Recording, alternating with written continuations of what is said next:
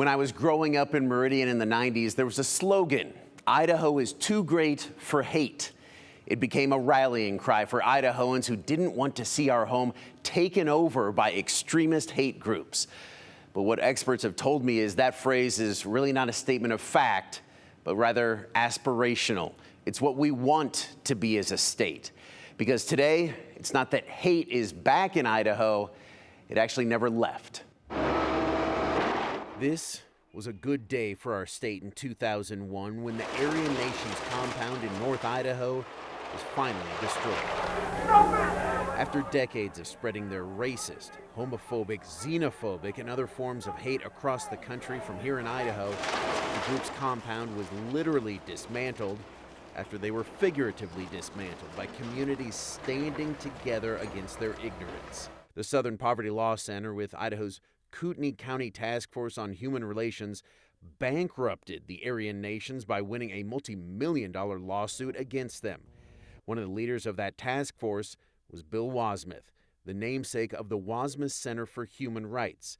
The mission for them now is the same as it was for Bill then. How are we, continuing to work across groups, across communities, across the state to really be louder and in saying that that is not who Idaho is. But the hard question we have to answer is that who Idaho is? When looking at the past few years, we can see numerous examples of violent extremism.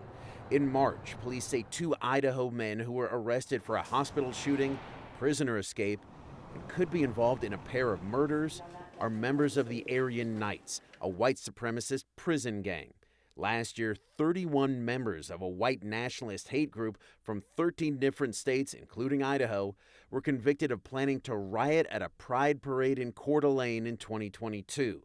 That same year, an Oregon man in Boise drove his car into people he believed were lesbians, burned pride flags, and assaulted a transgender librarian.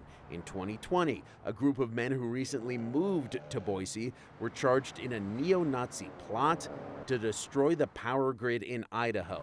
And while police do not believe the mass shooting at the Boise Town Square Mall in 2021 was hate-motivated, sources say neo-Nazi literature was found in the trailer of Jacob Bergquist, who shot and killed a transgender security guard and a Mexican immigrant. Dr. Royce Hudson is a professor at Boise State and a researcher of violent extremism here and in the Middle East, with years of experience working for the State Department. He says hate has not returned to Idaho just recently. It's been here the whole time. It's ebbs and flows with sort of the prevailing sort of political winds. And so it never went away. So if it's always been here, why does Hudson say it's on the rise again? U.S. Attorney for the District of Idaho, Josh Hurwitz, says extremism is learned in 2 ways. First, from family and friends. The second avenue that's, I think, increased recently and accelerated probably because of the pandemic is sort of lone self-radicalized individuals who go down rabbit holes online. According to court records, that's exactly how the alleged leader of that neo-Nazi group, Liam Collins, was radicalized before recruiting others on a North Carolina military base.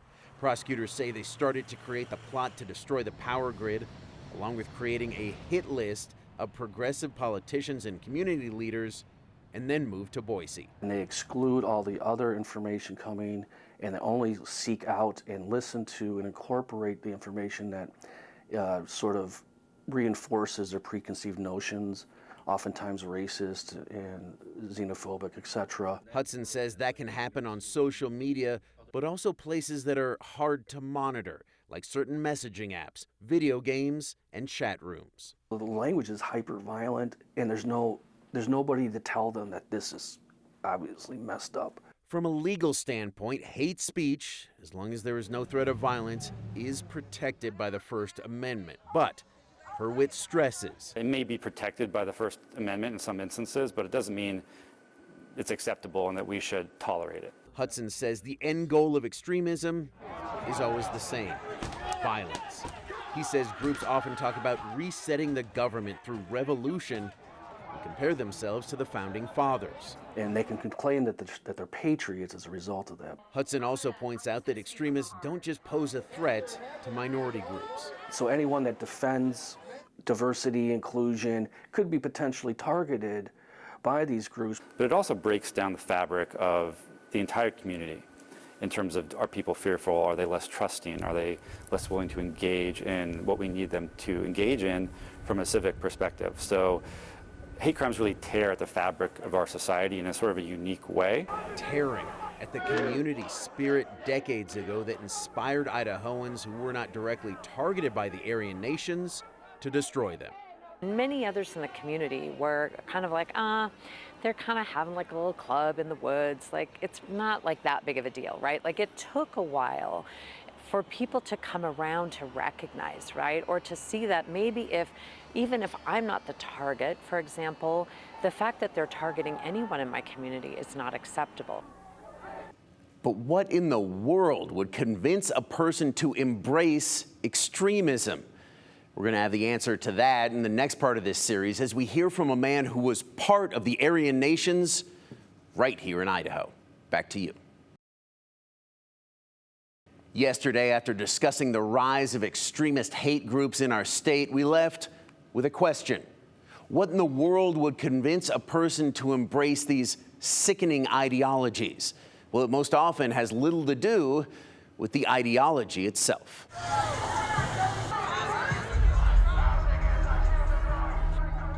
Well, I think polarization across the board is on the rise. Tony McAleer is the president of the Cure for Hate Consulting Group, which helps people respond to the threat of violent white supremacist groups in their communities. He's also the author of the book, The Cure for Hate. He's an international speaker and has more than 10 years of experience helping people leave white supremacist movements behind. So how did Tony become such an expert on white supremacists? Well, he used to be one. I said at the age of 20, I'll be dead or in jail as a white revolutionary by the time I'm 30. Tony had, from what the outside looked like, a normal childhood, a middle-class family in an affluent neighborhood in Vancouver. While he says he does not blame anything on his childhood, he did point to some pivotal moments that shaped his future, like abuse at school and walking in on his father having an affair. He said he lost faith in authority figures and developed not just a need to rebel against everything, but a pervasive anger. And sort of that anger and defiance and mistrust of authority sort of primed me for first becoming a skinhead and later joining the Aryan nations. The same Aryan nations that plagued Idaho throughout the 80s, 90s, and early 2000s from its headquarters near Coeur d'Alene. He deeply regrets it now, but at the time, it was exciting. The notoriety, the taboo nature of it. It's like, the guard towers and guys with machine guns and stuff. I mean, the to 19, 20-year-old brain and in the full throes of rebellion and defiance to authority, that was the ultimate place to go. It was here in this Idaho compound that not just the Aryan nations, but neo-Nazis, Klansmen, and other white nationalists came from across the country to convene, spread hate, and violence. McAleer eventually moved on from this group to the even more radical white Aryan resistance. But why was he so attracted to it at all? He says he was able to get something back that he lost as a kid. There was always these older father figure types in the movement, whether it be Pastor Butler or Tom Metzger or any of these things that gave me the attention and acceptance and approval that I could never get from my dad. I got a sense of brotherhood and community. I got attention when I felt invisible. I got acceptance when I felt unlovable. And I got power when I felt completely powerless and weak. So if all that turned an average kid into a white supremacist, what turned that white supremacist into a crusader for love, acceptance, and compassion? He says it was the birth of his daughter and later his son that forced him to confront who he really was. They saw this great, magnificent human being that was taking care of them. I didn't see that when I looked in the mirror. He left those white supremacist groups and started working to get others out as well after finally confronting his childhood trauma.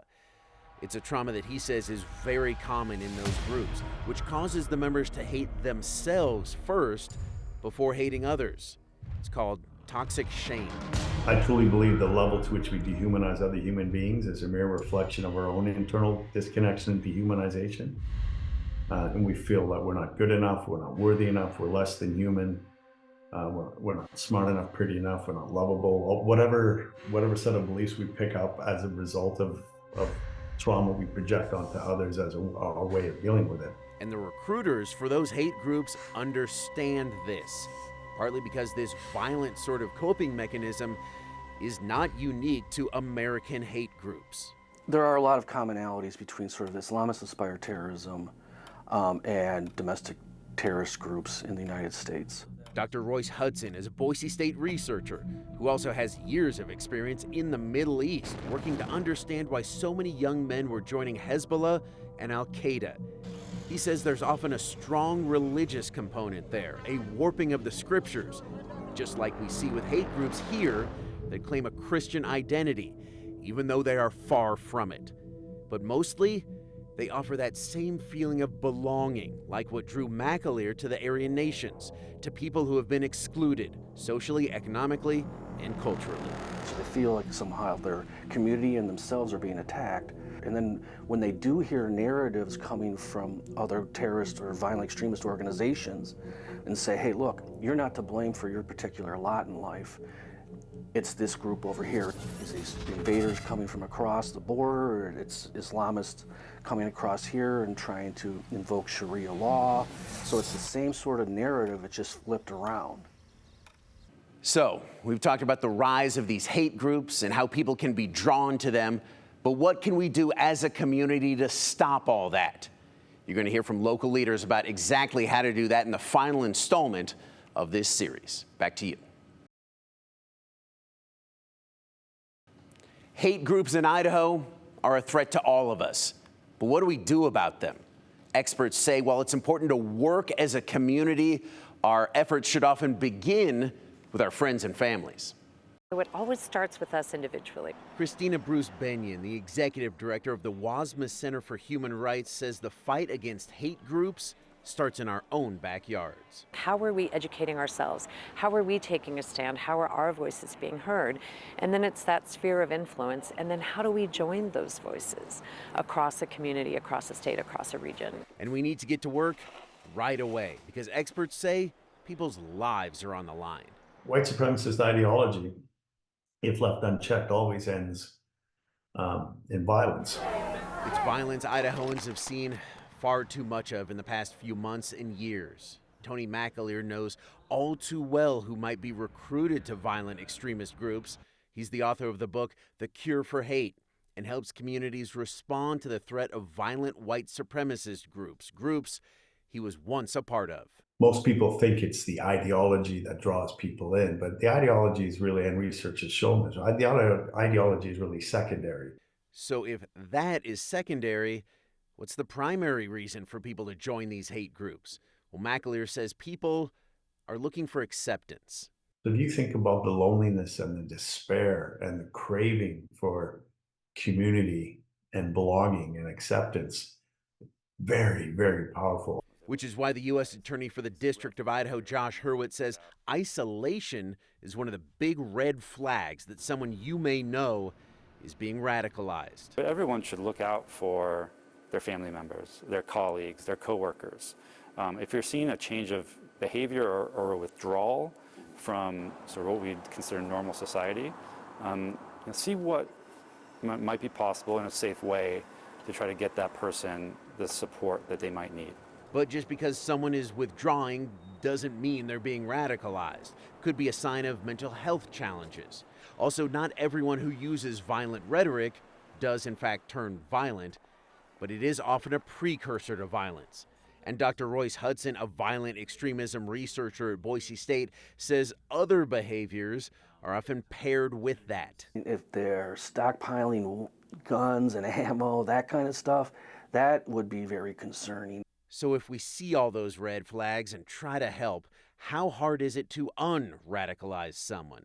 McAleer says very hard. And it wasn't just the ideas in my head, it was who I was. It was my whole identity. When you're trying to help someone out of it, it's not just about changing the ideas in their head, it's changing their whole identity. And McAleer stresses that in trying to bring someone out of a hateful ideology, we have to understand what motivated them into that in the first place.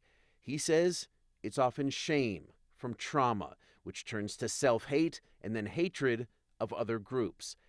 But again, it all starts with a foundation of shame. So what we cannot do is shame people out of it. Toxic shame is at the root of the hatred.